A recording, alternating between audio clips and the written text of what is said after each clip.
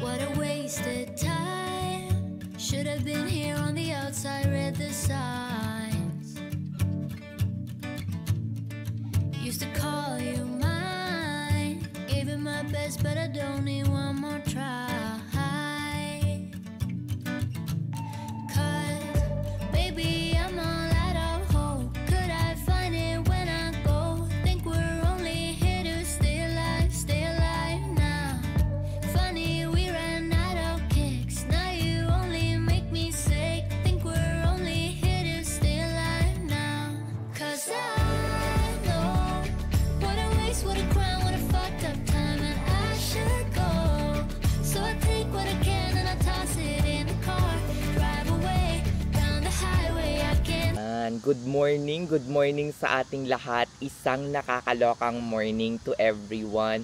Maraming salamat sa patuloy ninyong pagsuporta, pag-antabay, at parang alam nyo guys, kilig na kilig ako, or hindi naman sa parang nakakataba ng puso yung mga comment ninyo. Maraming salamat.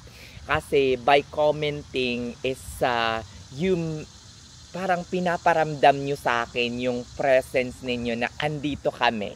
Mga ganon. Andito kami supporting your vlog. Kaya vlog ka lang ng vlog. Charis! Vlog ng vlog pero wala na pala.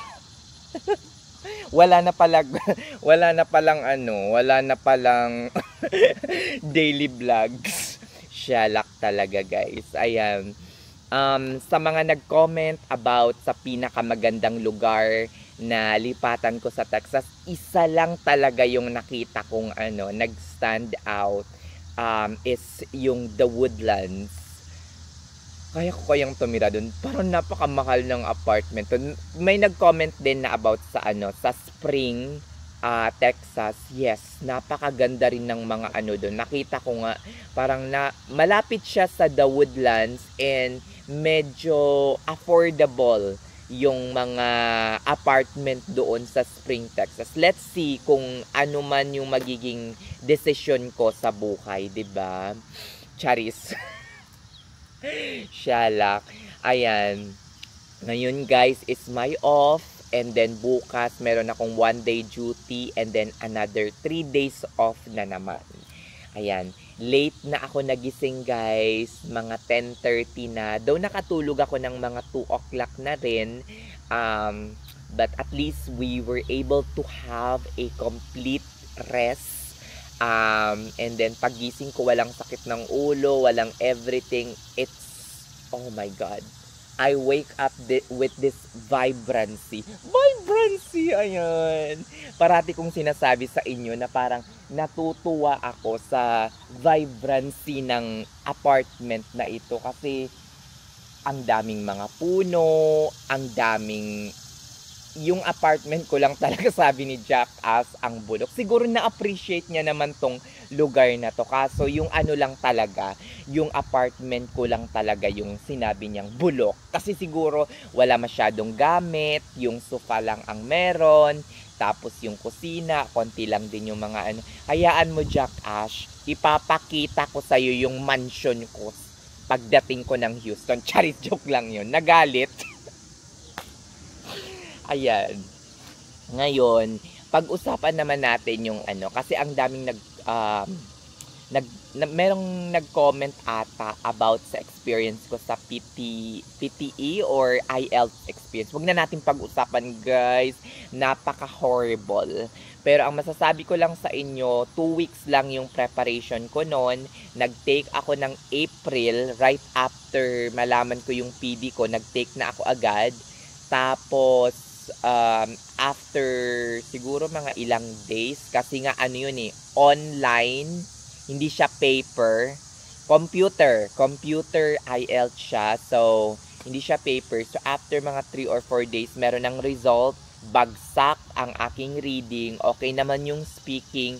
After 2 weeks, nag-take ako ulit ng IELTS na kasi kabisado ko na siya at nung pang second take ko ay hindi na siya masyadong mabigat. Same testing center pa rin. O, 'di ba?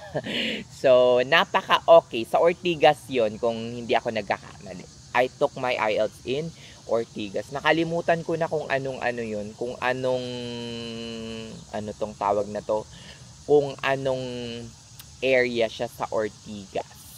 Basta sa may Ortigas siya, yung may mga malalaking building siya lang. Ayan, pag-usapan natin yung overtime. Gusto ko lang i-share sa inyo yung ano ko ngayon, yung parang aking pananaw na nandito na ako sa Amerika about sa overtime. Ayan, alam nyo guys, nung nag-overtime pa ako, ang schedule ko ay hindi naman siya sobrang lala, pero nakakapagod. Nakakapagod talaga siya dito na mag-overtime. Pero sasabihin ko sa inyo kung magkano yung kinita ko noon compare sa amount na hindi ko pa kinikita ko na lang ngayon. Dati nung nag-overtime pa ako, guys, sa Garanto umaabot ako ng siguro mga 4 to 5 kada paycheck. So, imagine niyo guys, nandito ako, permanent position siya, umaabot ako ng 10 hanggang kuminsan 11 pa. 'Di ba? Tapos yung bills ko is nasa 2 lang. 'Di ba? Kung kumita ako ng 10, nasa 2 pa. May savings ako ng 7. Grabe, ang taas nun, sobra. Halos dumapa ako sa pera. Charis, dumapa sa pera.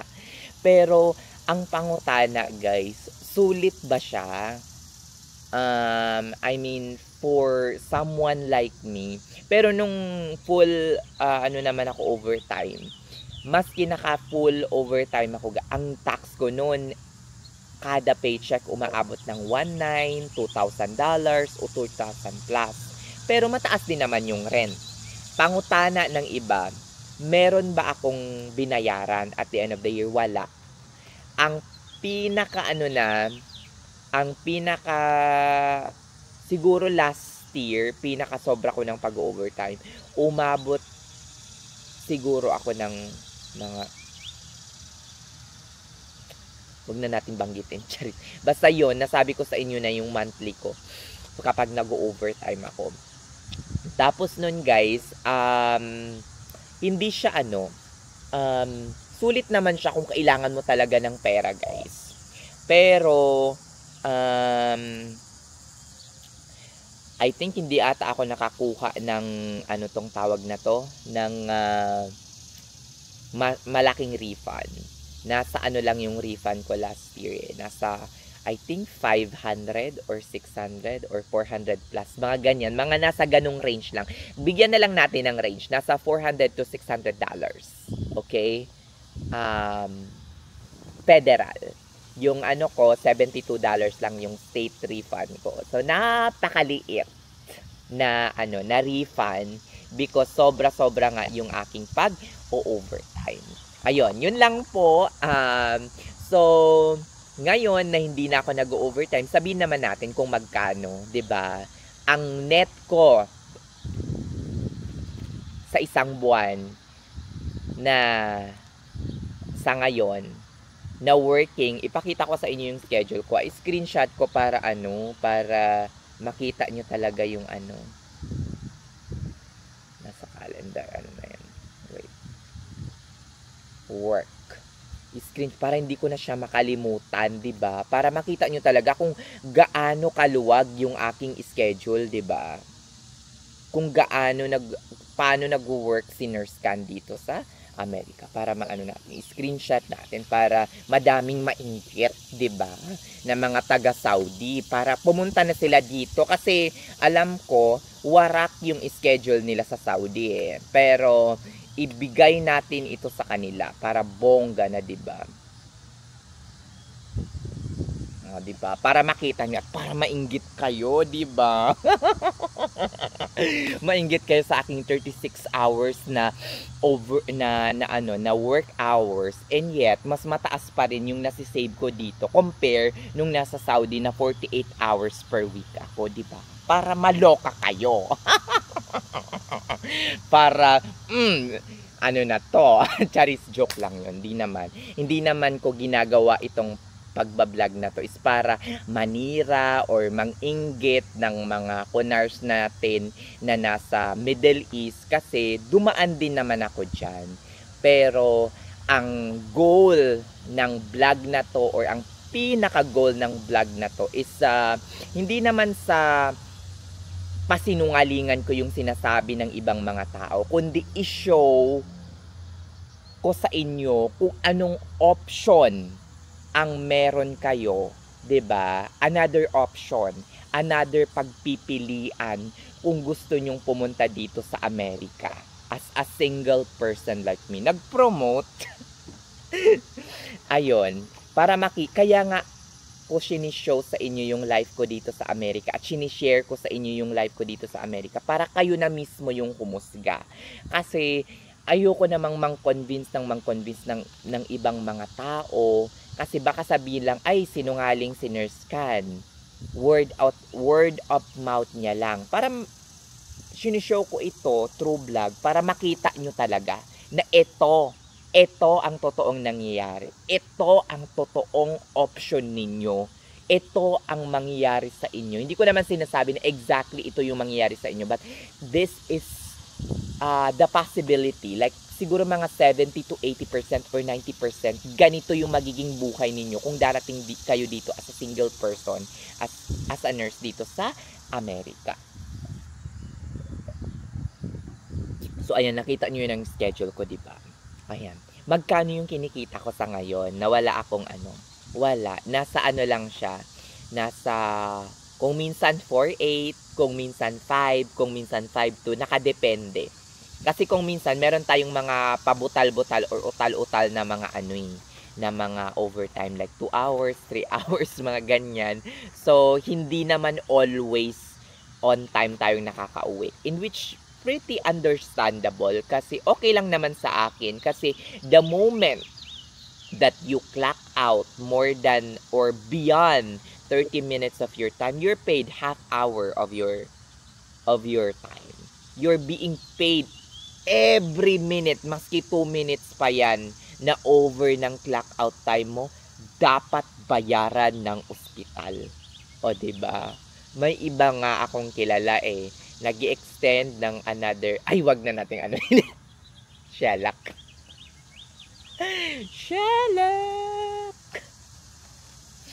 Ayun. So yun guys, imagine niyo guys, halos half ng half yung slash or more, nadodouble ko siya yung net ko kapag sobra akong nag-overtime. So, maganda yon for me.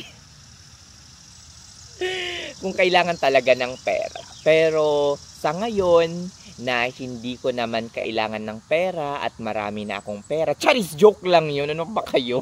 Maglilipat nga tayo ng Texas di ba? Hindi nga ako mag-work for the month of August and September. I decided not to work for that month because I also need healing. And at the same time, kaya naman. Why I decided to work, not to work, hindi pa ako sure sa September, pero for the whole month of August, one of the reason is that last year, guys, halos siguro mga 5 to 6 months na doble-doble yung pagkayod ko. Sobra yung binigay kong effort. I think deserve ko naman siguro na magpahinga for at least 30 to 45 days in which kaya ko naman 30 to 45 days na magpahinga and travel the world, enjoy yourself, 'di ba? I-treat mo din yung sarili mo kasi though savings is very important, but at the same time mahalaga din yung buhay mo. Yung time mo dito sa mundo, yung time na dumaan na kahapon ay hindi mo na maibabalik. 'Di ba? So I'm very, very grateful for the opportunity na binigay sa akin ng Diyos na makarating dito sa Amerika. Pero at the same time, kailangan ko ring i-treat ang sarili ko, di ba? Pumunta tayo ng Thailand para magkalat ng kalan. Actually, lang tayo. Thailand agad.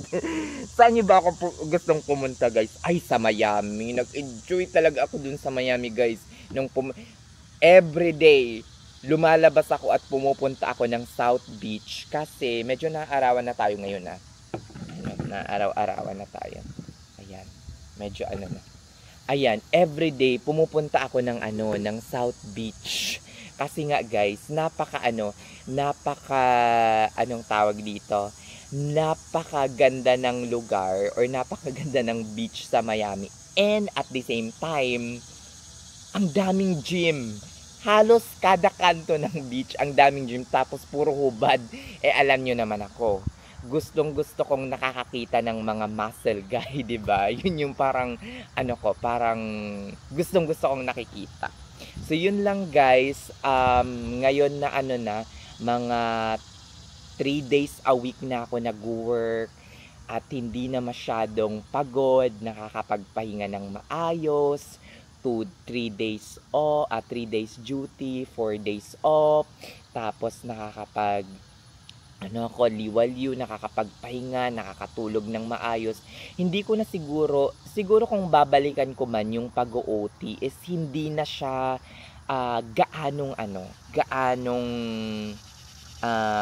anong tawag dito? Hindi na siya sagad. Like nung ginagawa ko pa dati. Like for example, 3 days duty, 1 day off, 3 days duty, mga ganun. Hindi na siguro. Gugustuhin ko na lang na ng ganitong buhay. Like yung naka-flash sa screen na to na parang 3 days, 2 days duty, 3 days off, 1 day duty, mga ganun. Kasi bakit ko sobrang papagurin? Not unless siguro kailangan ko ng pera. 'Di ba? If I were you guys, siguro magtrabaho kayo. Pagdating nyo dito kasi parang ma-excite kayo ng sobra-sobra. Like, kasi nga napakataas. Sasabihin nyo na parang, ay sayang yung ganito yung magiging mentality nyo guys. Sayang yung pera, dapat itatrabaho ko na lang. Kasi sabi mo 12 hours, hindi ko to kikitain sa Pilipinas. Yung $500, $600, or $700. Pero the question at hand is, are you putting your rest, your sleep, your health at risk for that $500 to $600 additional? O diba? That is the question. Kung hindi nyo naman kailangan wala naman kayong matinding pangangailangan, ba't nyo sasagarin or parang aabusuhin? Ito na yung magiging word natin. Aabusuhin ng husto yung sarili ninyo. O diba? So take care guys. Maraming salamat sa pag-watch ng aking video. And hanggang sa muli nating pagkikita. Until our next podcast. Sulit ba mag-overtime? Sulit na sulit. Pero, do you think sa lagay ko ngayon, mag-overtime pa ako ng sobra-sobra? The answer is no. Goodbye overtime. Maraming salamat. Enjoy life. Enjoy English. Muntik na akong makomatos. O siya, sige na. Babush na. Hanggang dito na lang ang aking vlog. And maraming salamat po. Hanggang sa muli nating pagkikita, mga syalak. Kita-kits either sa Woodlands or Willowbrook. Saan kaya? Shelak! Bye-bye!